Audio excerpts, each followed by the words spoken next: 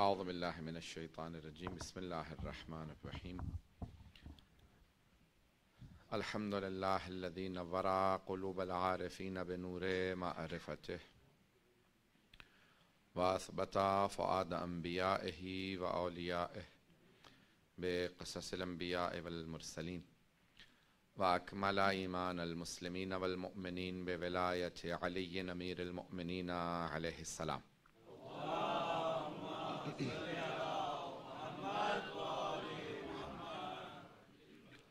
والصلاة والسلام والتحية والإكرام على أفضل الموجودات العبد المؤيد والرسول المسدد المصطفى الأمجد المحمود الأحمد أعني أبا القاسم محمد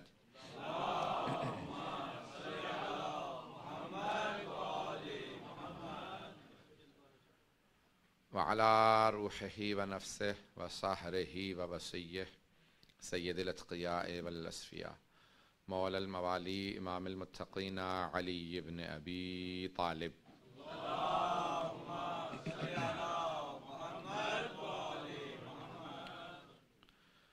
وعلى أوصيائه لا سيما بقية الله في الأرضين روحي وأرواح العالمين لتراب مقدمه الفداء واللعنة الدائمة على أعدائهم أجمعين من الآن إلى قيام يوم الدين. أما بعد فقد قال حسن العسكري عليه الصلاة والسلام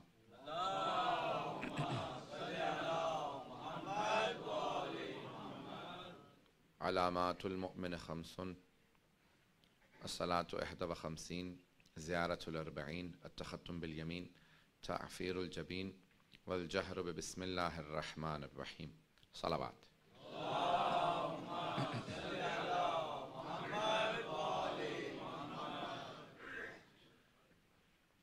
اربعین کے عشرے کے عنوان سے جو بہت سی علامات ائمہ علیہم السلام نے مومن کی پیش کی ہیں، ان میں سے اس حدیث میں امام حسن مجتبی علیہ السلام نے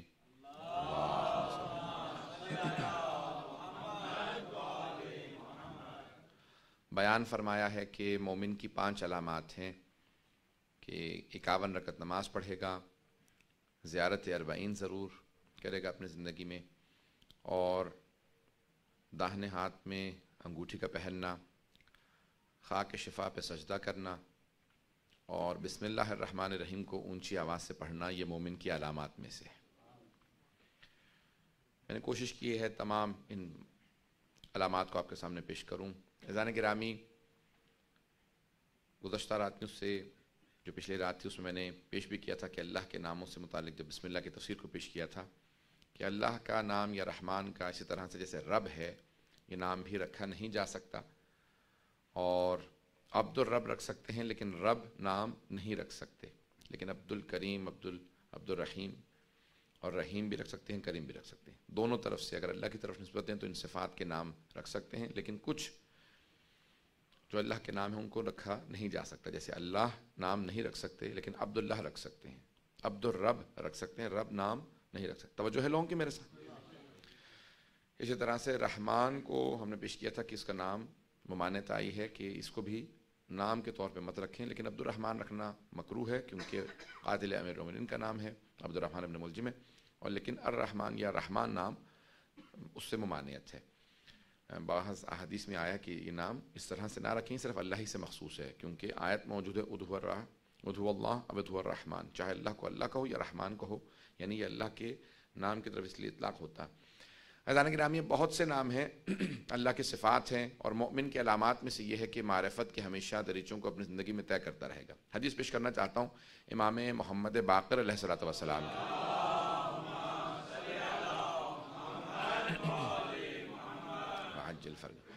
مولا فرماتے ہیں کہ مومن ایمان کے اگلے مرحلے میں داخل ہی نہیں ہو سکتا جب تک کہ جو اپنے سے نچلے درجے والے میں مومن ہے ایمان کے لحاظ سے اسے مدد نہ کرے کہ وہ اس کے درجے میں داخل ہو جائے۔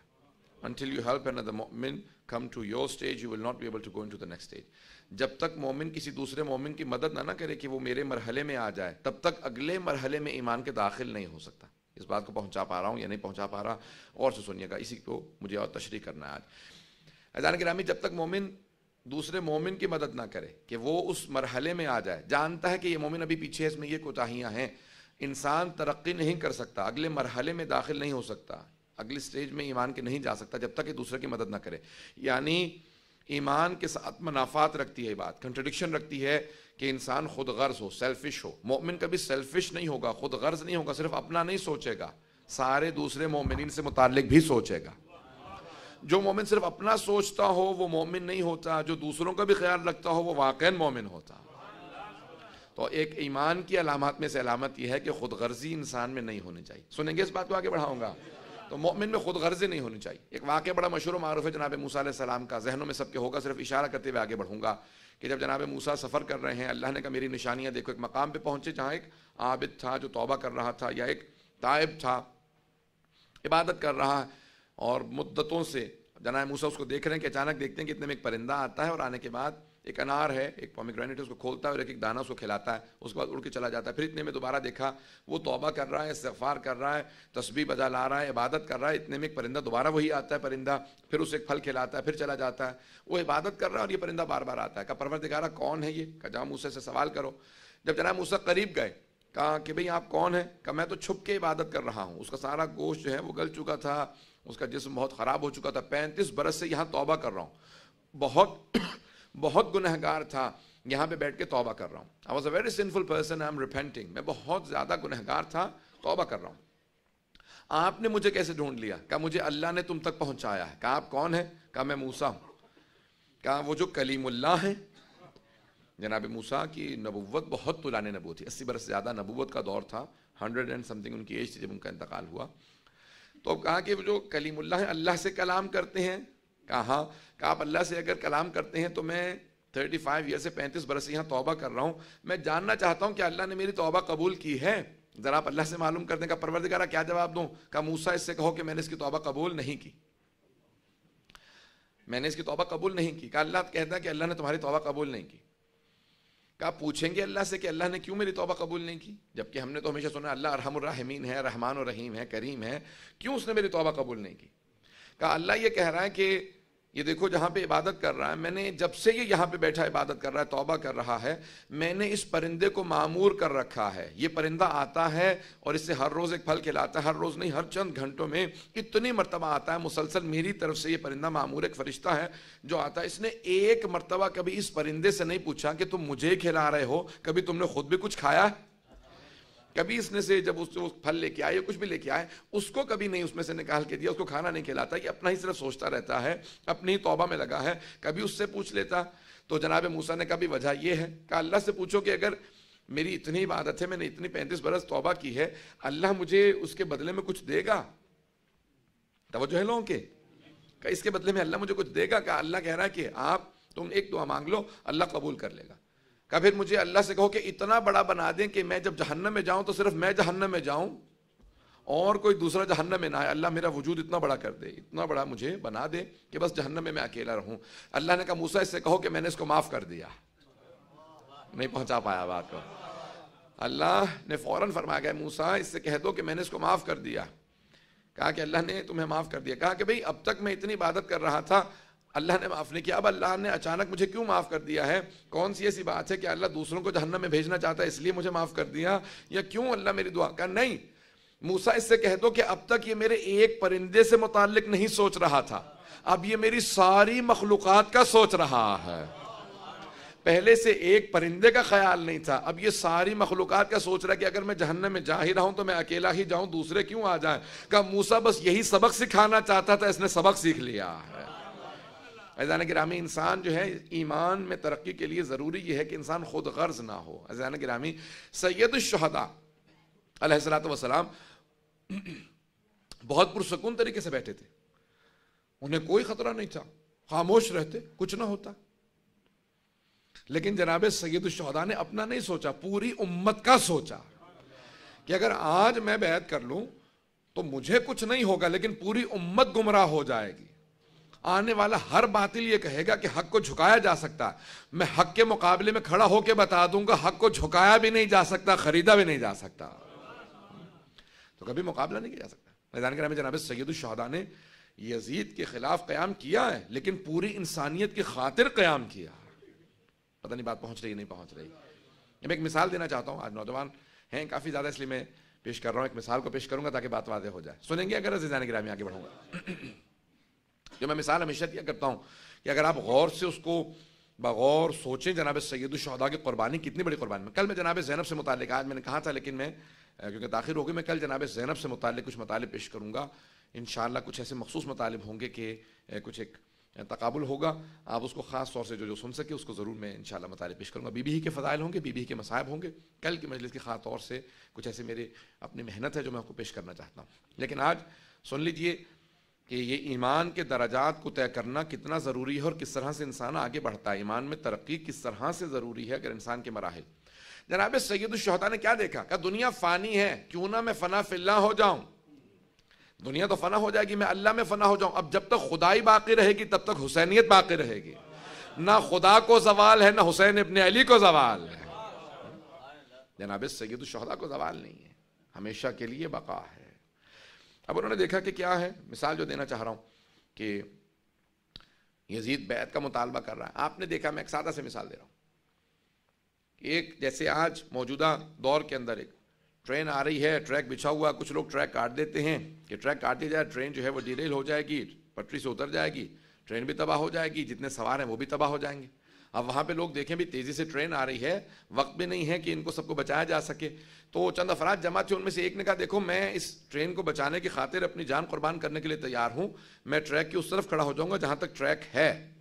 جب وہ آئیں گے مجھے دیکھیں گے, میں ان کو بچاؤں گا, لیکن شاید وہ مجھے نہ بچا سکیں, لیکن یہ ٹرین بھی بچ جائے گی, جتنے سوار ہیں وہ بھی بچ جائیں گے. لیکن تم لوگ پیچھے رک جاؤ اور ان سب کو بتا دینا میں نے خودکشی نہیں کی ہے, میں نے انہیں بچانے کی خاطر اپنی جان قربان کی ہے.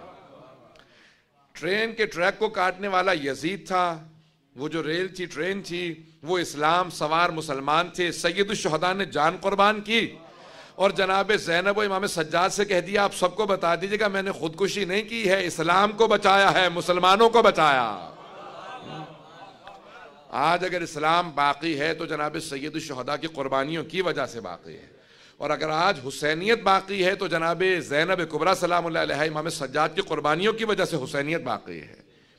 اسلام جناب سید الشہداء کی وجہ سے اور جناب سید الشہداء کی ساری قربانی. عزیزان گرامی میں مراحل کو پیش کرنا چاہ رہا ہوں صرف ایک چیز کو کہ خود غرضی نہ ہو, اور دعا کا جو پورا تصور ہے آج شب جمعہ ہے, یہ انسان کبھی بھی جب دعا شروع کرتا ہے تو اس کے اندر بھی ہمیں تاکید کی گئی ہے کہ جب بھی دعا مانگو تو اپنے سے شروع مت کرو.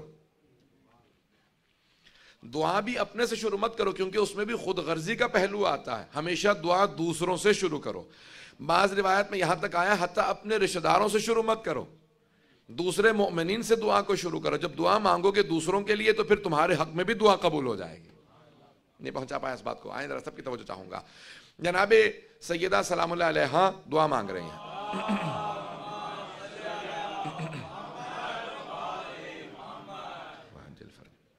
آج گلا میرا اس طرح سے ساتھ نہیں دے رہا لیکن میں کوشش کروں گا.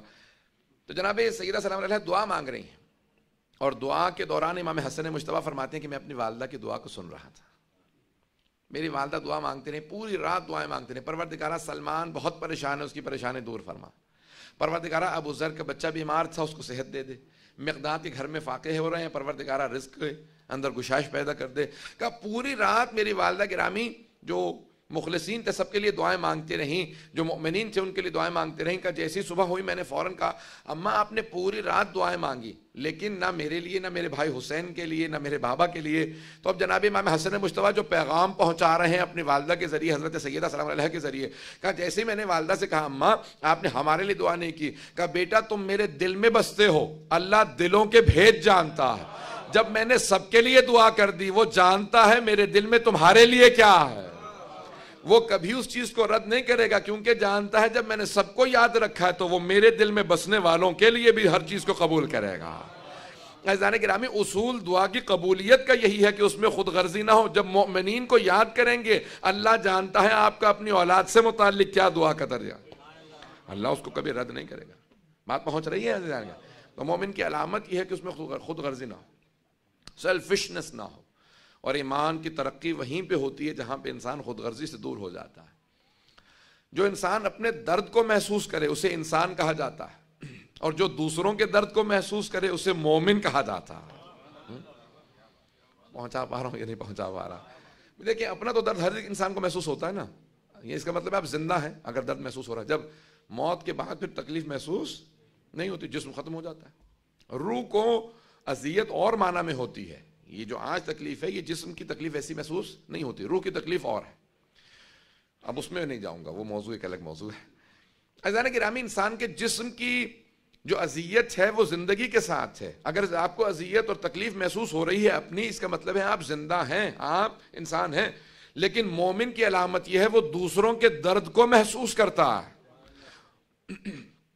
دوسروں کے درد کو محسوس کرنا ایمان کی علامت ہے۔ اور سے سنیں اس بات کو، دوسروں کے درد کو محسوس کرنا، اگر کسی کا بچہ گر رہا ہے تو آپ کو تکلیف ہو، اپنا بچے کے گرنے پہ تو محسوس ہی ہوتا ہے کیونکہ وہ آپ کے جسم کا حصہ ہے۔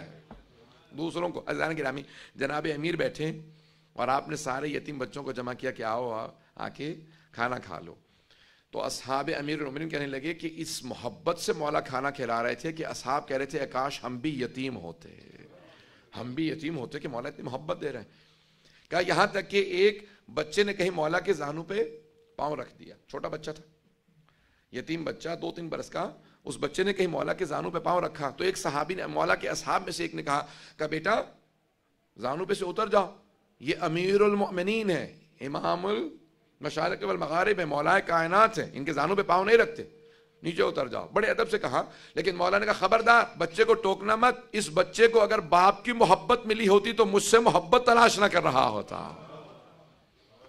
یہ دوسروں کی تکلیف کو محسوس کرنا ایمان کی علامت ہے۔ مولا فرما رہے ہیں میرا ماننے والا دوسروں کے درد کو محسوس کرے گا، اس میں خود غرضی نہیں ہوگی۔ کہیں کسی مومن کو تکلیف ہے اس کو فوراً اذیت محسوس ہوگی، کہیں کسی مومن کو، عزیزان گرامی، حتیٰ مومن ہی نہیں بلکہ حتیٰ کسی انسان کو، کسی مسلمان کو، کسی انسان کو، حتیٰ جانور کی اذیت کو مومن محسوس کرے گا۔ یہ پہنچا پایا اس بات کو۔ حبیب خدا ہے، ایک صحابی نے دیکھا کہ ان کی اونٹنی بہت زیادہ مچل رہی ہے تو اس نے چابک اٹھایا اور وہ تازیانہ مارنے لگا۔ پیغمبر صلی اللہ علیہ وسلم نے کہا خبردار میری اونٹنی کو تازیانہ مت مارنا۔ کہا یا رسول خدا یہ بہت زیادہ آپ کو اذیت کرے گا؟ نہیں، یہ افتخار کر رہی ہے کہ محمد مصطفیٰ سوار ہے۔ کہا یہ اس لیے بہت زیادہ خوش ہے؟ کہا خبردار میرے کبھی بھی کسی جانور کو مت مارنا، میں اپنے جانوروں کو بھی چابک سے مارنے کو صحیح نہیں سمجھتا۔ یہ رسول خدا کی تعلیم۔ امام سجاد علیہ السلام نے ایک مرتبہ ان کی اونٹنی بہت زیادہ اچھل رہی تھی، آپ نے اپنے تازیانے کو اٹھایا، کہا کہ لولا القصاص لضربتک، کہا اگر اس کا قصاص نہ ہوتا تو میں مارتا۔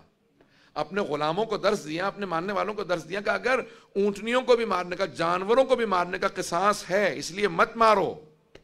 پتہ نہیں جملہ پہنچا پا رہا ہوں یا نہیں۔ امام نے کہا لولا القصاص لضربتک، اگر قصاص نہ ہوتا تو مارتا۔ عزیزان گرامی، دوسروں کی اذیت کو، دوسروں کی تکلیف کو محسوس کرنا یہ ایمان کی علامت ہے۔ دوسروں کی تکلیف کو محسوس کرنا۔ اس موضوع کو جاری رکھوں یا دوسروں کی تکلیف کو محسوس کرنا ایمان کی علامت یہ ہے کہ انسان خود غرض نہ ہو۔ جملے کو سنیے گا، ماں باپ کی اسی لیے محبت کا حکم دیا ہے کیونکہ وہ انسان کی تکلیف کو محسوس کرتے ہیں۔ بچہ گرتا ہے، ماں کو اذیت محسوس ہوتی ہے۔ جب کسی صحابی نے کہا یا رسول اللہ میری ماں نے 9 مہینے پیٹ میں رکھا ہوگا، 2 سال مجھے دودھ پلا دیا، اس کے بعد میں چھوٹا تھا پال دیا، میں 20 سال سے، میری ماں بوڑھی ہے، سارے دان ٹوٹ چکے ہیں، نابینا ہو چکی ہے، پاؤں سے اپاہج ہے، میں 20 سال سے ماں کی خدمت کر رہا ہوں، کیا میں نے اپنی ماں کے سارے بدلے اتار دیے؟ پیغمبر نے کہا وہ جو اس نے صرف بطن میں رکھا تھا نا 9 مہینے، تو نے اس کا بھی بدلہ نہیں اتارا۔ کہا یا رسول خدا کیسے ہو سکتا ہے؟ 20 سال میں 9 مہینے کا بدلہ نہیں اترا؟ کہا ہاں، کیونکہ نیتوں میں فرق ہے۔ توجہ، کہا نیتوں میں فرق ہے۔ تو اس کی موت کو نظر رکھتا ہے کہ مرنے والی ہے، خدمت کر لوں، وہ تیری زندگی کو ذہن میں رکھتی تھی۔ تو موت کو سوچ کے خدمت کر رہا ہوتا ہے، وہ حیات کو سوچ کے خدمت کرتی تھی۔ پروردگارہ میری زندگی میرے بچے کو لگ جائے، تو کہتا ہے کہ یہ مرنے ہی والی ہے، میں خدمت کر لیتا ہوں، پھر ماں تو چلی جائے گی دنیا سے، خدمت اس لیے۔ کہا وہ کہتی تھی پروردگارہ میری بھی زندگی لگ جائے۔ کہا اس 2 نیتوں میں اتنا فرق ہے، تو بدلہ اتار ہی نہیں سکتا۔ عزیزان گرامی، خود غرضی انسان کو ختم کر دیتی ہے، خود غرضی ختم کر دیتی ہے انسان کو، ایمان ختم ہو جاتا ہے۔ جو آدمی بے انتہا سیلفش ہو جائے، بس میں، جب نماز تنہا بھی پڑھو تو کو ایاک نعبد و ایاک ہم تجھ سے مدد، ہم تیری عبادت کرتے ہیں، ہم، یہ مت کہو میں، اللہ کو میں پسند نہیں ہے، اللہ کو میں پسند نہیں ہے۔ اور ہم جس معاشرے میں رہ رہے ہیں وہاں پہ انانیت انسان میں بہت زیادہ آ جاتی ہے، سیلفشنس، بس آئی میں عزیزان گرامی نہیں، یہاں تک کہ اسلام میں اس حد تک ڈسکریج کیا گیا ہے۔ آج زیادہ تلخ اور سخت ہو گئی باتیں، لیکن اب میں کیا کروں، آپ لوگوں نے خود ہی، میں نے تھوڑی دیر پہلے پوچھا تھا تو آپ سب لوگوں نے کہا کہ ہاں موضوع کو جاری رکھیں، سنیں گے نا؟ صلوات پڑھیں محمد والے محمد پہ۔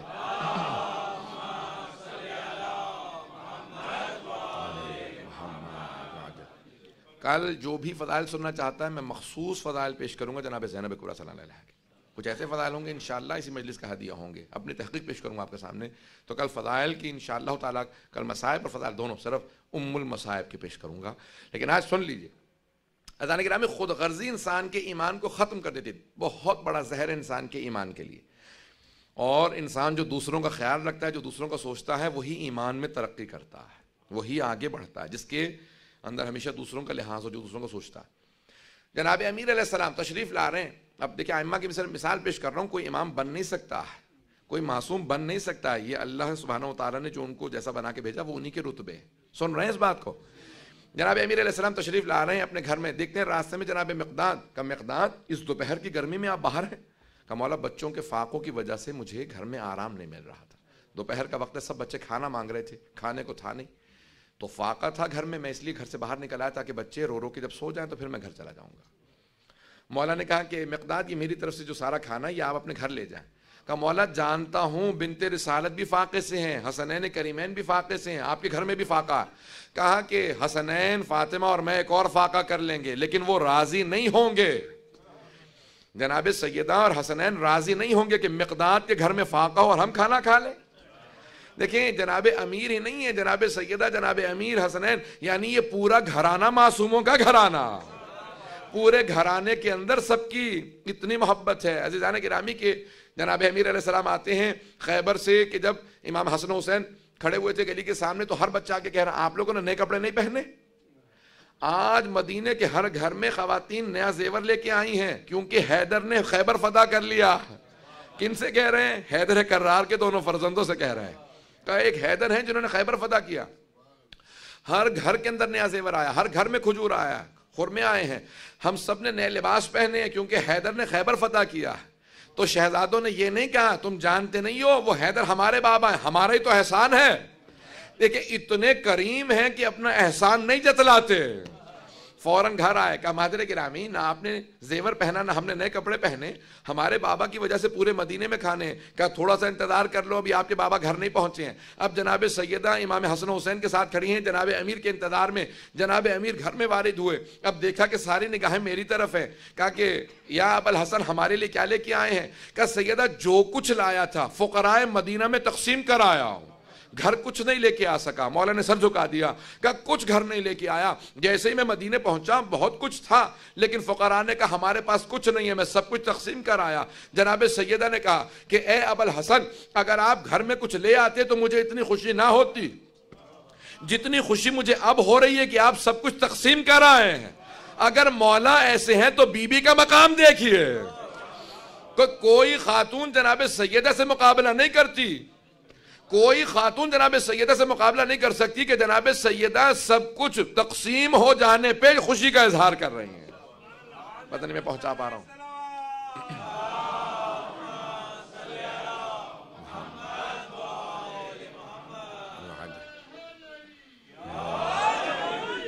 توجہ ہے جانے کی راہ میں، یہ مقام ہے اہل بیت علیہ السلام کا، یہ عظمت ہے اہل بیت علیہ السلام کی، اور ان کے ماننے والے کس حد تک اس بات کا خیال رکھتے ہیں۔ جناب سلمان، جناب ابو ذر نے دعوت کی جناب سلمان کی، جناب سلمان نے ان کی دعوت کی۔ جب جناب ابو ذر جناب سلمان کے گھر گئے تو انہوں نے کہا بھئی کھانے میں کیا ہے، کھانا لگا دیجیے۔ انہوں نے کہا خشک روٹی تھی، اور کہا بھئی پانی لے آتا ہوں۔ کہا اگر تھوڑا سرکہ یا نمک ہی ہوتا تو روٹی میں کچھ مزہ ہی آ جاتا، اب یہ خشک روٹی۔ کہنے لگے رکو، فوراً گئے، اپنا ایک برتن جو ہے انہوں نے وہ گروی رکھا، انڈاؤمنٹ پہ دے کے جیسے فوراً پیسے لیے، فوراً سرکہ یا نمک خریدا اور گھر پہ پہنچ گئے۔ کہنے لگے جناب سلمان نے کہا اے ابو ذر، حبیب خدا کی حدیث ہے کہ مہمان سے دعا کرواؤ اپنے حق میں، مہمان کی دعا قبول ہوتی ہے مہمان کی دعا قبول ہوتی ہے تو دعا کر دو۔ تو جناب ابو ذر نے ہاتھ اٹھایا اور دعا کرنے لگے تو کہنے لگے پروردگارا تیرا شکر ہے تو نے ہمیں اتنا قناعت شعار بنایا ہے، ہمارے پاس کنٹینٹمنٹ بہت زیادہ ہے، قناعت بہت زیادہ ہے، ہم بہت کم رزق کے اوپر بہت قناعت کے ساتھ ہم خوش ہیں۔ جناب سلمان نے روک دیا، کہا ابو ذر یہ دعا مت کرو۔ کہا کیوں، ہم تو اتنے قناعت شعار ہیں۔ کہا اگر تم میں قناعت ہوتی تو اپنے میزبان کا برتن گروی رکھوا کے نمک نہ منگواتے۔ دیکھیں مومن کو درس ضرور دیتا ہے، پتہ نہیں ہے کیونکہ دونوں کا رتبہ بہت بلند تھا۔ جناب سلمان نے فوراً ان کی تنبیہ کر دیا کہ نہیں، قناعت تو یہ ہوتی ہے کہ جو مل جائے اسی پہ شکر کیا جائے۔ جب انسان دوسروں کا برتن گروی رکھوانے کے بعد کچھ نمک یا سرکہ حاصل کرتا ہے تو یہ قناعت نہیں ہے۔ انسان میں بالکل دوسروں کا خیال ہونا چاہیے، بعد کا دوسرا نہ جانے کس مشکل پہ کس پریشانی میں آپ کو بلا رہا ہے۔ کبھی اظہار نہ کریں کھانے میں یہ ہوتا وہ ہوتا، بھئی جو سامنے رکھا ہے اسی پہ شکر ادا کیجیے۔ پتہ نہیں بات پہنچ رہی نہیں پہنچ رہی، میں شکوہ نہیں کر رہا ہوں، میں بات کو پہنچا رہا ہوں۔ جب انسان مہمان ہو تو میزبان کی عزت کا ہمیشہ لحاظ رکھے، اس کی آبرو کا لحاظ رکھے، اس محبت سے پیش آئیں، اس شفقت سے پیش آئیں کہ کبھی میزبان کو اپنے حقارت نہ محسوس ہو۔ بہت محبت سے، میزبان بہت محترم ہے۔ بات پہنچ رہی ہے؟ میں یہی جاری رکھوں گا آج۔ عزیزان گرامی، بے انتہا ضروری ہے، مومن کے لیے بے انتہا ضروری ہے کہ اس میں خود غرضی نہ ہو۔ جب خود غرضی سے اپنے آپ کو دور کر لیں گے خود بخود ایمان کے درجات بڑھنے لگیں گے، انسان کا ایمان خود بخود۔ جناب امیر سے سوال کیا گیا، مولا ہماری دعائیں قبول نہیں ہوتی، کس طرح سے مانگے دعا قبول ہو جائے؟ دیکھیں خود غرضی کو ختم کرنا ہوگا۔ مولا نے کہا کہ دیکھو جب بچہ ماں سے دودھ مانگنا چاہتا ہے تو کیسے مانگتا ہے؟ روتا۔ کبھی ایسا نہیں آپ نے سنا کہ چھوٹا بچہ فوراً کہے ماما I'm hungry، میں بھوکا ہوں، دودھ پلا دیجئے، مجھے کچھ کھانا دے دیں؟ بچہ چھوٹا بول تو سکتا نہیں۔ کہا رونا شروع کر دیتا، پورا بدن کانپ رہا ہوتا ہے، پاؤں ہاتھ پورا جسم اس کا کانپ رہا ہوتا ہے، آنکھوں میں آنسو ہوتے ہیں۔ ماں سمجھ جاتی ہے میرے بچے کو بھوک لگی ہے۔ مولا فرماتے ہیں کہ اللہ کو دعا مت بتاؤ، اپنے پہ دعا طاری کر لو۔ جب آنکھوں میں آنسو ہوں گے، بدن لرز رہا ہوگا، ممکن ہی نہیں ہے کہ دعا رد ہو جائے۔ مانگنا بچوں سے سیکھو، اس انداز سے مانگو کہ دعا قبول ہو جائے۔ لرزتا ہوا بدن جو ہے دعا کو قبول کروا لیتا ہے۔ آنکھوں کے آنسو بتاتے ہیں واقعاً دعا کی قبولیت کا درجہ ملنے والا۔ توجہ ہے؟ معصوم فرماتے ہیں کہ جب بیٹھو تو خود غرضی ختم ہوگی، کہ جب بیٹھو دعا کے لیے تو ایک تجمع میں، اجتماع میں بیٹھو۔ بہت سے افراد کی دعا رد ہونے والی ہوتی ہے، اور انہی میں کوئی اگر ایک بھی ایسا ہو جس کی دعا قبول ہونے والی ہے تو معصوم فرماتے ہیں وہ جو فرشتہ دعا لینے کے لیے آتا ہے نا، تو اللہ کہتا ہے جب جا ہی رہا ہے تو سبھی کی دعا لیا۔ وہ فرشتہ آتا ہے، اس مجلس میں جتنے افراد ہوتے ہیں سب کی دعا کو لے کے چلا جاتا ہے۔ کہا کہ سب کی دعائیں قبول ہو گئی ایک آدمی کی وجہ سے، وہ رحمان و رحیم ہے، وہ ایک کی وجہ سے سب کی دعائیں قبول کر لیتا ہے۔ معصوم فرماتے ہیں اس لیے اجتماع میں دعا مانگو، اجتماع میں ایک کی دعا کی وجہ سے۔ عزیزان گرامی، اسی لیے میری دعا قبول ہو جائے صرف نہیں، ہم سب کی دعا قبول ہو جائے۔ ہمیشہ جب تک خود غرضی ختم نہ ہو، جب تک انسان میں اور ہم یعنی ایک اپنے ذات سے باہر نہ نکلے، تب تک ایمان کے اگلے مراحل میں داخل نہیں ہوتا۔ میں ایک تاریخی واقعہ پیش کرنا چاہتا ہوں، بڑا مشہور و معروف واقعہ ہے اور آپ کے ذہنوں میں ہوگا۔ میں نے کہا نا کہ ایمان کے جب تک اگلے مرحلے میں آپ دوسرے مومن کو نہ لائیں، آپ اگلے مرحلے میں نہیں جا سکتے۔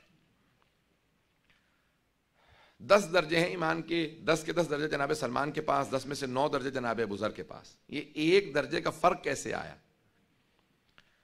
ہوگا ذہنوں میں، میں نے شاید پیش کر رکھا۔ عزیزان گرامی، جب جناب امیر علیہ السلام کو لے جا رہے تھے، اور یہ ایک خط میں آج دیکھ رہا تھا کہ ایک معاویہ نے خط لکھا جناب امیر علیہ السلام کو، اور اس میں اس کا احساس دلایا کہ بھئی آپ کے گلے میں رسی تھی ایک مرتبہ، تو اس نے مولا کی توہین کرنا چاہی اور چاہا کہ مولا کو اذیت ہو، برا لگے، تو مولا نے کہا کہ تو چاہ رہا ہے کہ مجھے اذیت ہو، یہ میری حقانیت کی سب سے بڑی دلیل ہے۔ توجہ، یہ میری حقانیت کی سب سے بڑی دلیل ہے کہ زبردستی بیعت کے لیے لے جا رہے تھے، اس کا مطلب ہے نا میں راضی نہیں تھا۔ اگر راضی ہوتا تو پھر زبردستی کی ضرورت ہی کیا تھی؟ میں بیعت کے لیے بار بار سڑکوں پہ لے جا رہے ہیں، اس کا مطلب ہے کہ میں راضی نہیں تھا۔ تو دلیل کے طور پہ لا رہا، میں اپنی دلیل رکھتا ہوں۔ بھئی یہی جناب زینب نے یزید سے کہا تھا، تو سمجھتا ہے کہ ہماری توہین ہو رہی ہے؟ نہیں، اس سے ہماری مظلومیت اجاگر ہو رہی ہے. جو حق پہ ہوتا ہے وہ مظلوم ہوتا ہے، جو باطل ہوتا ہے وہی ظالم ہوتا ہے. ظلم کرنے والے باطل ہیں، اگر بات واضح ہوئی ہو. تو اب جناب امیر علیہ السلام کو جب لے جا رہے تھے تو اس وقت جناب سلمان، ابو ذر، جناب مقداد، عمار، یہ 4 افراد موجود تھے. تو جناب ابو ذر نے تلوار کھینچ لی اور فوراً کہا کہ مولا حکم دیجئے تلوار چلاؤں. جناب سلمان سے دیکھا کہ نہیں، وہ اپنی تلوار پہ ہاتھ رکھے رکے کھڑے ہیں. تو اس وقت فوراً جناب امیر علیہ السلام سے کسی نے پوچھا کہ ان میں جناب ابو ذر کا مقام زیادہ ہے سلمان کا، یا ان دونوں سے پوچھا کہ سلمان تم نے تلوار کیوں نہیں نکالی، ابو ذر تم نے کیوں تلوار نکال لی؟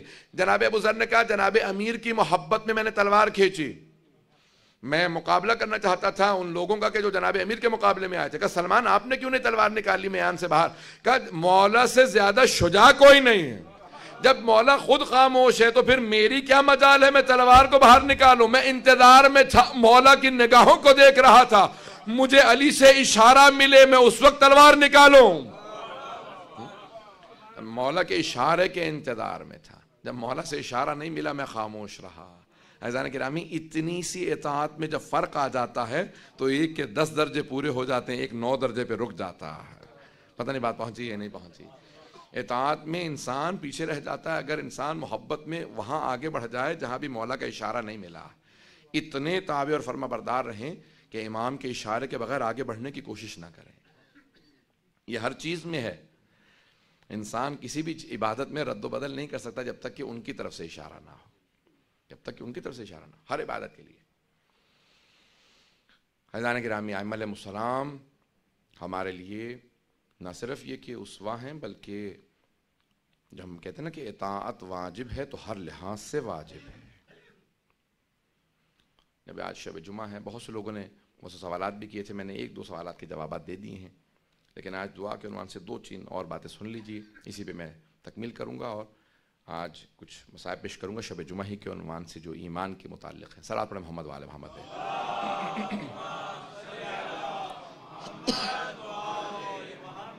وعجل فرجہ. عزیزان گرامی، آج بعض اوقات بہت سے مومنین کہتے ہیں کہ ہم حرم جا رہے ہیں، ہم کربلا بھی گئے، شفا نہیں ملی، یا ہمیں دعا قبول نہیں ہوئی، ہم مسلسل دعا مانگتے ہیں، بہت سے اعمال کرتے ہیں. مصلحتیں مختلف ہیں، مختلف مصلحتوں کے تحت مختلف دعائیں قبول نہیں ہوتی. میں تفصیل میں نہیں جاؤں گا. ائمہ علیہ السلام نے بہت سی دلیلیں پیش کی ہیں. بعض اوقات انسان اپنی غذا کی طرف توجہ کرے کہ اس میں کہیں کوئی شبہے والی چیز نہ کھا رہا ہو. اگر پتہ ہوگا تو گناہ ہے، اور اگر پتہ نہ ہو تب بھی اثر ضرور ہے. اور ایک اثر یہ ہے کہ دعا کی قبولیت نہیں ہوتی اگر انسان لقمہ حرام کھا لیتا ہے.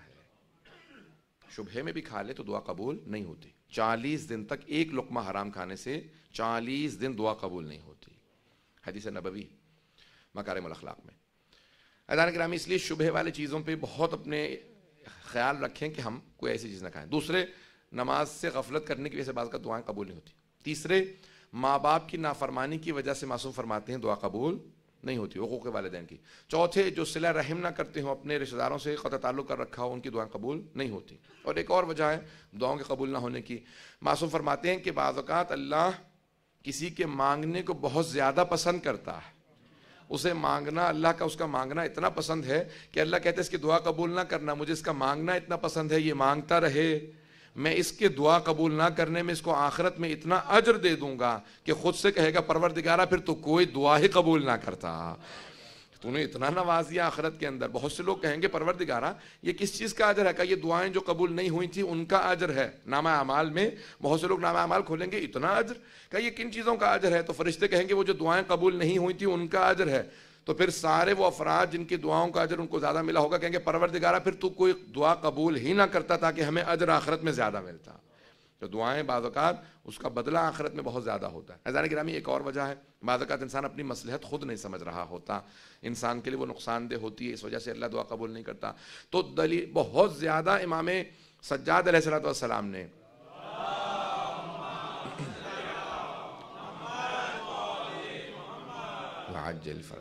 بہت سی دلیلیں دی، جن میں سے اگر آپ دیکھیں تو صحیفہ سجادیہ کی مختلف دعاؤں میں امام نے طریقے بتائے ہیں کیسے دعا مانگو کہ دعا قبول ہوتی چلی جائے. معصوم نے فرمایا ہے کہ ہر دعا کی قبولیت کے لیے کوئی نہ کوئی واسطہ ضرور ہوتا ہے. ہم وسیلے کے قائل ہیں نا، ہم وسیلے کے قائل ہیں، ہم ائمہ علیہ السلام کو وسیلہ مانتے ہیں۔ معصوم فرماتے ہیں ہر امام کا ایک واسطہ ہے، کوئی نہ کوئی واسطہ پیش کرو گے تو دعا قبول ہو جائے گی۔ اذان گرامی فضائل کل تفصیل سے پیش کروں گا، شب جمعہ تھوڑا سا تفصیل سے مسائل پیش کرنا چاہ رہا ہوں۔ اگر آج میں خود بھی ایک ایسی کیفیت میں ہوں کہ اگر پیش کروں گا تو انسان کی بات کا کیفیت بدلتی ہے۔ مصائب عجیب و غریب ایک چیز ہے، ہمارے پاس بہت بڑی نعمت ہے، ان مصائب کی شکل میں یہ گناہوں کا کفارہ بھی ہیں، دعاؤں کی سجابت بھی ہیں، اور ہماری خود ائمہ علیہ السلام سے تقرب کا سبب بھی ہے، اللہ سے بھی اور ائمہ اہل بیت علیہ السلام سے۔ معصوم فرماتے ہیں کہ ہمارے فضائل پہ خوش ہو لیکن ہمارے مصائب میں ضرور رونا، اس سے محبت کا زیادہ اظہار ہوتا ہے۔ خوشی میں سب خوش ہوتے ہیں لیکن مصائب کے اندر غمگین ہونا یہ ولایت کی علامت ہے، یہ انسان کے امام سے قریب ہونے کی علامت ہے۔ تو ائمہ علیہ السلام کے ہر امام کا ایک واسطہ ہے، ہر امام کا ایک واسطہ ہے۔ رسول خدا کے بھی واسطہ ہے، جناب رسول خدا کو واسطہ جناب سیدہ کا دیا جاتا ہے۔ جب جناب رسول خدا کو جناب سیدہ کا واسطہ دیا جائے تو پھر دعا رد نہیں ہوتی۔ 12ویں امام کے 2 واسطے، امام زمانہ کے 2 واسطے۔ علماء نے لکھا ہے کہ امام زمانہ کو 2 باتوں کا بہت صدمہ ہے، ایک اپنی دادی زہرا کے دربار میں جانے کا بہت صدمہ ہے، اور دوسرا اپنی پھپھی زینب کے بازار میں جانے کا بہت صدمہ ہے۔ امام زمانہ کے جو 2 واسطے ہیں جناب سیدہ ہیں اور جناب زینب کبریٰ ہیں سلام علیہما۔ اذان گرامی ہر امام کا کوئی نہ کوئی واسطہ ہے۔ حضرت عباس کو جناب سکینہ کا واسطہ دیا جاتا ہے، ہر امام کا، لیکن سب ائمہ علیہ السلام جناب سیدہ کا ایک ایسا واسطہ ہے جو کوئی بھی امام کبھی بھی رد نہیں کرتا، اور دوسرا واسطہ جناب زینب کبریٰ کا واسطہ کوئی رد نہیں کرتا۔ لیکن آج شب جمعہ ہے، میں ہمیشہ ایک واقعہ پیش کرتا ہوں، زائرین کے اور عزاداروں کے ایام ہیں، یہ آخری جو 40 کے مصائب ہیں نا، ان میں یہ بہت مشہور ہے کہ آج زائرین جتنے بھی جا رہے ہیں، کربلا لوگ پہنچنا شروع ہو گئے ہیں۔ ابھی تصویریں میں دیکھ رہا تھا آج کہ جس طرح سے سیٹلائٹ سے اور جو ہیلی کاپٹروں سے تصویریں لی جا رہی تھی کربلا میں، صرف محسوس یہ ہو رہا تھا صرف سیاہ رنگ نظر آ رہا ہے، زمین نظر نہیں آ رہی۔ کالے لباس پہن رکھے ہیں سب لوگوں نے، بہت سے ہاتھوں میں علم ہیں، اور وہ علم سے پتہ چلتا ہے کہ ہاں مجمع ہے، جو علم بتا رہے ہیں جس پہ یا حسین یا عباس لکھا ہے کہ علم جا رہے ہیں۔ جب زائرین پہنچتے ہیں تو ہر قافلہ جا کے اپنے انداز سے مصائب پیش کرتا ہے، مصائب پڑھتا ہے۔ بہت سے لوگوں کے پاس کوئی مصائب پڑھنے والا نہیں ہوتا، جب ذریعہ مقدس پہ پہنچ جاتے ہیں نا تو کیفیت خود بخود بدل جاتی ہے۔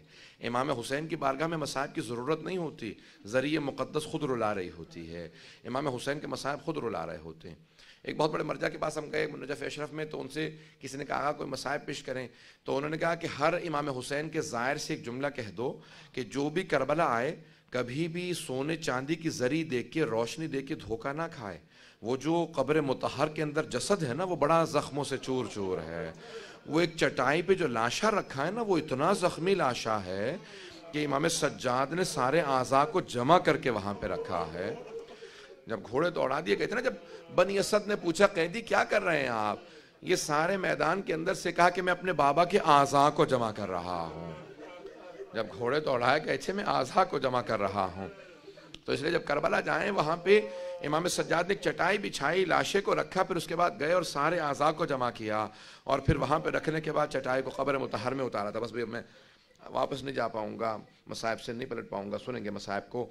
تو امام سجاد نے سارے اعضاء کو جمع کیا، سنیں گے مصائب کو۔ 2 جملے میں پیش کرنا چاہتا ہوں۔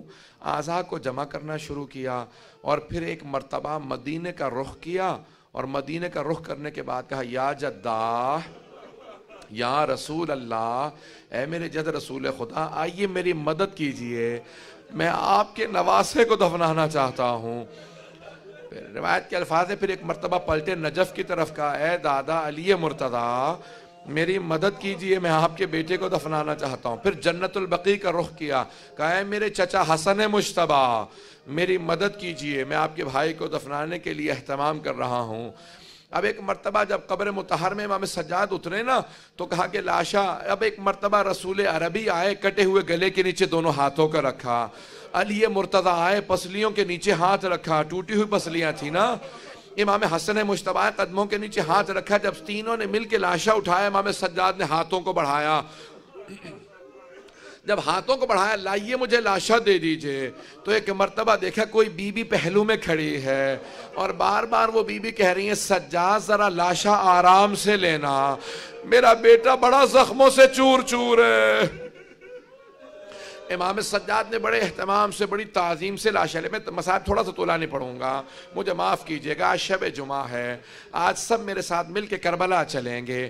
بڑے اہتمام سے امام سجاد نے لاشا لیا، بڑے آرام سے لاشے کو رکھا، اور جب قبر مطہر کو بند کر دیا تو اپنے ہاتھ سے اس پہ انگلی سے اس قبر کے اوپر ایک جملہ لکھا، ھذا قبر ابی عبداللہ الحسین علیہ السلام الذی قتل غریبا و عطشانا، یہ ابی عبداللہ الحسین کی قبر ہے جن کو مظلومیت کے عالم میں بھوکا پیاسا ذبح کر دیا گیا۔ بس بھئی میں نے آج کہا شب جمعہ ہے، میں شب جمعہ کے عنوان سے کچھ مصائب پڑھنا چاہتا ہوں، میرا وعدہ ہے کہ ہر آنکھ میں آنسو آ جائے گا۔ میں نے تمہید باندھی ہے، میں نے بھی مصائب وہ پیش نہیں کی جو میں پیش کرنا چاہ رہا تھا۔ ایک گاؤں دیہات سے قافلہ گیا، ایران کے ایک دیہات سے قافلہ زیارت سید الشہداء کے لیے کربلا گیا۔ ان کے پاس کوئی عالم نہیں تھا جو مصائب پڑھتا رہتا۔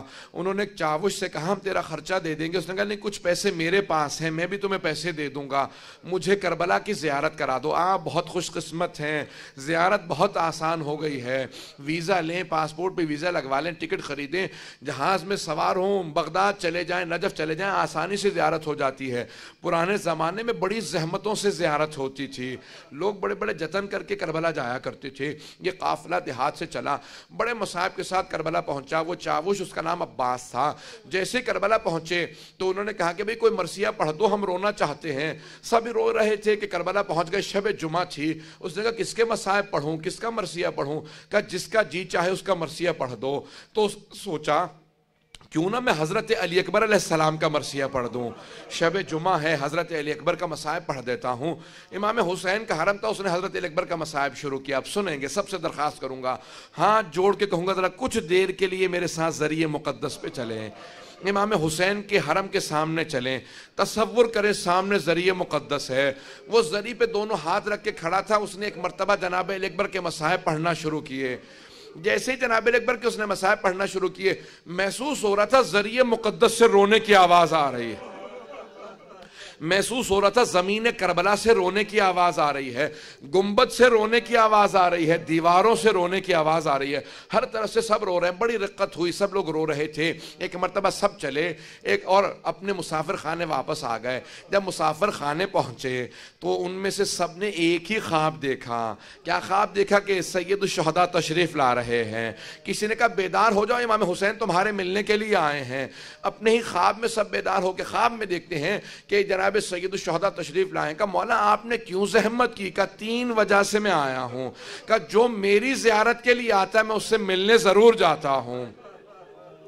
کہ دوسرے وجہ یہ ہے جس امام بارگاہ سے آئے ہو نا، وہاں پہ میرا خادم ہے، وہ میرے عزاداروں کے جوتے سیدھے کر کے رکھتا ہے، میرے اس خادم کو میرا سلام کہہ دینا، کہنا حسین تم سے بہت محبت کرتے ہیں، تم میرے عزاداروں کے جوتے سیدھے کر کے رکھتے ہو، میرے عزاداروں کی خدمت کرتے ہو، میرا سلام کہہ دینا۔ کہ تیسری وجہ کیا ہے مولا؟ کہ خود امام حسین رونے لگے، بہت دیر تک روتے رہے۔ جب خاموش ہوئے ہم نے پوچھا مولا تیسری وجہ کیا؟ کہ پھر امام حسین رونے لگے۔ جب تیسری مرتبہ پوچھا تو امام حسین نے کہا کہ اگر میرا حرم ہو، شب جمعہ ہو، تو علی اکبر کے مصائب نہ پڑھنا۔ کہ مولا لیکن ہم نے تو سنا ہے آپ کو اپنے تمام کے تمام اولادوں میں حضرت علی اکبر سے سب سے زیادہ محبت تھی۔ کہا ہاں لیکن شب جمعہ میں تو علی اکبر کے مصائب برداشت کر لیتا ہوں، لیکن شب جمعہ میں میری ماں مدینے سے میری زیارت کے لیے تشریف لاتی ہیں۔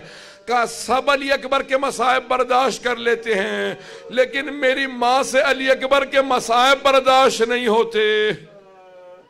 کہ کل رات سے جب سے تم نے علی اکبر کے مصائب پڑھے ہیں میری ماں مسلسل بے ہوش ہے، جب بھی میری ماں ہوش میں آتی ہیں ایک ہی سوال کرتی ہیں، اے حسین تم نے کیسے علی اکبر کا لاشا اٹھایا تھا؟ بیٹا کیسے آپ نے علی اکبر کا لاشا اٹھایا؟ بیٹا جوان بیٹے کا لاشا اٹھانا بڑا مشکل ہے، جب علی اکبر کے سینے میں برچھی لگ گئی تو کیسے لاشا اٹھایا؟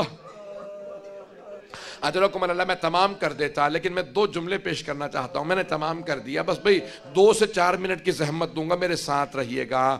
آئیں بھئی ایک مرتبہ ذرا چلیں، ذرا جناب علی اکبر علیہ السلام کے سینے میں برچھی لگی ہے، واحد شہید کربلا، بڑی ذمہ داری سے پیش کر رہا ہوں، واحد شہید کربلا، ہر شہید کربلا نے امام حسین کو مدد کے لیے بلایا ہے، جناب علی اکبر واحد شہید کربلا جنہوں نے مدد کے لیے نہیں بلایا، انہوں نے مدد کے لیے نہیں بلایا، کہا بابا میرا آخری سلام قبول کر لے، بابا میرا آخری سلام، بابا میری مدد کے لیے مت آئیے گا۔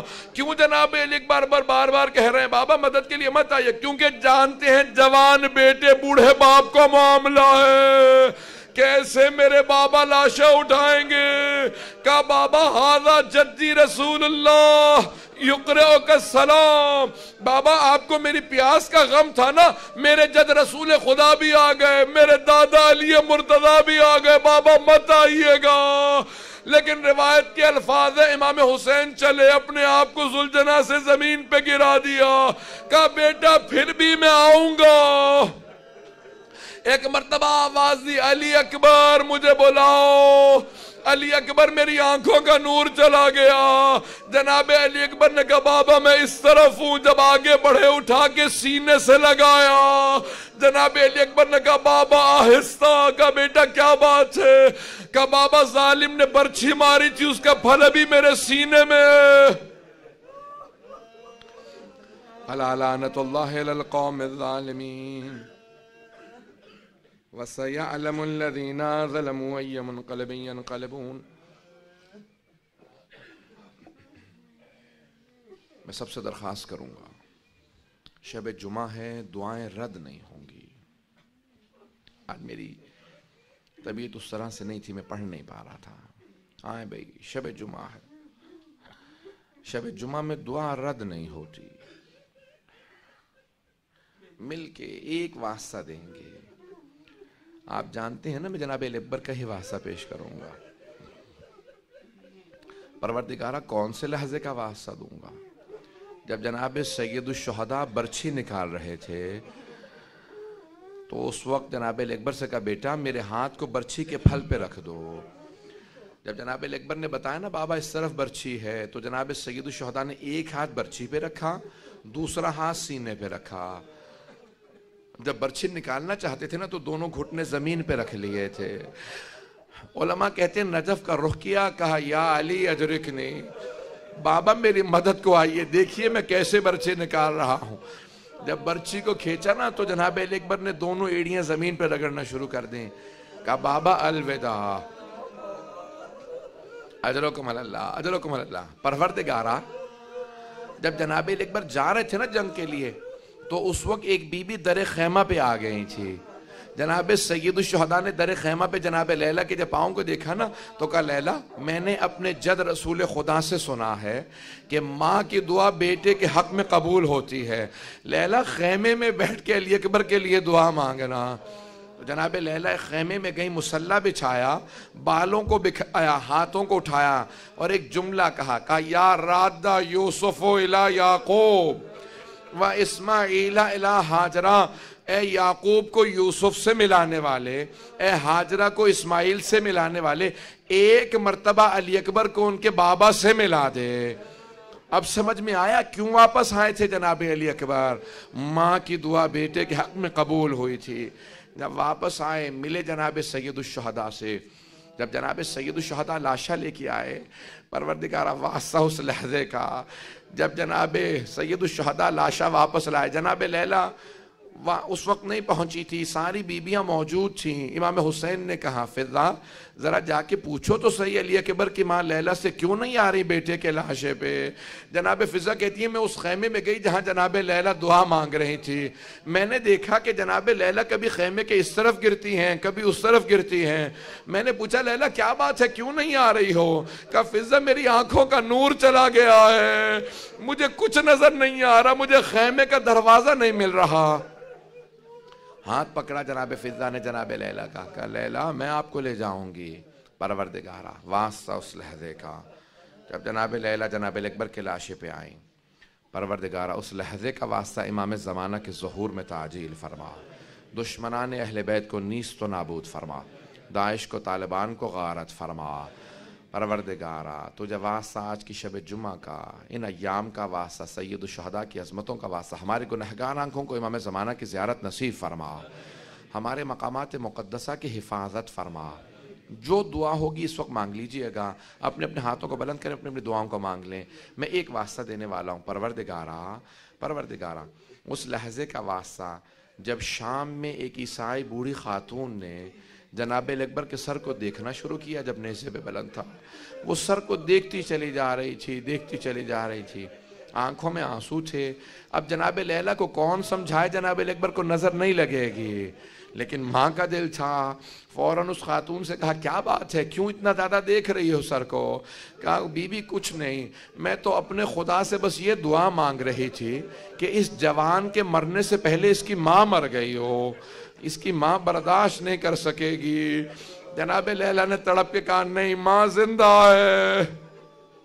پروردگار اس لحظے کا واسطہ کسی کی دعا کو رد نہ فرما، پروردگارا جو ہاتھ بلند ہیں سب کی دعاؤں کو مستجاب فرما، کسی کو نا امید نہ لوٹا، امام زمانہ کے ظہور میں تعجیل فرما، ہم سب کی عاقبت بخیر فرما، دشمنان اہل بیت کو نیست و نابود فرما، داعش کو طالبان کو غارت فرما، پروردگارا شام کے روضوں کی حفاظت فرما، جنت البقیع جنت معلیٰ تعمیر ہوتا دیکھنا نصیب فرما، پروردگارا جتنے مؤمنین بے اولاد ہیں ان سب کو اولاد عنایت فرما، مقروضوں کے قرضے ادا فرما، پریشان حالوں کی پریشانیاں دور فرما، پروردگارا معالی السبتین میں جملہ لکھا ہے، شیخ محمد مہدی مازندرانی نے لکھا ہے کہ جب بیبیاں شام سے رہائی ملنے کے بعد 40 کے بعد مدینے پہنچ گئیں تو 4 بیبیاں 1 سال کے اندر انتقال کر گئیں۔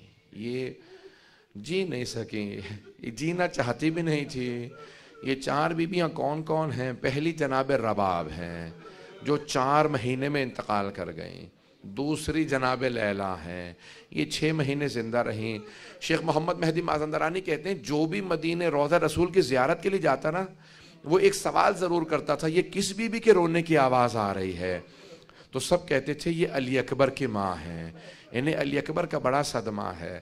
بی بی مسلسل روتی رہتی تھی اور ایک ہی بات کہتی تھی، علی اکبر ماں کے لیے بڑا مشکل ہے جینا تیرے بعد، بیٹا میں جی نہیں سکتی آپ کے بعد۔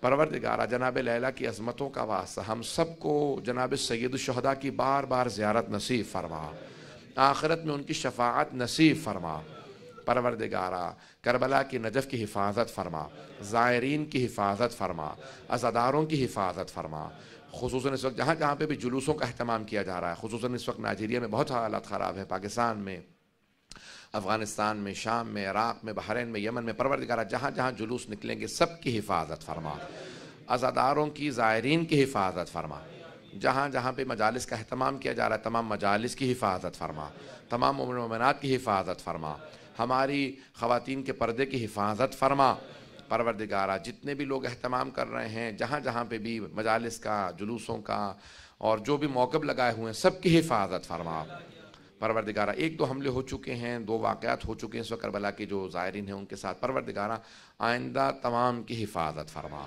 40 کے دن تمام مؤمنین کی حفاظت فرما۔ اس سال 20 ملین سے زیادہ لوگ ایکسپیکٹ کیے جا رہے ہیں، پروردگارا اس وقت کئی ملین لوگ جا رہے ہیں، اس وقت مدینے سے حتیٰ حج سے 6 گنا زیادہ مجمع راہ سفر میں ہیں، ان سب کی حفاظت فرما۔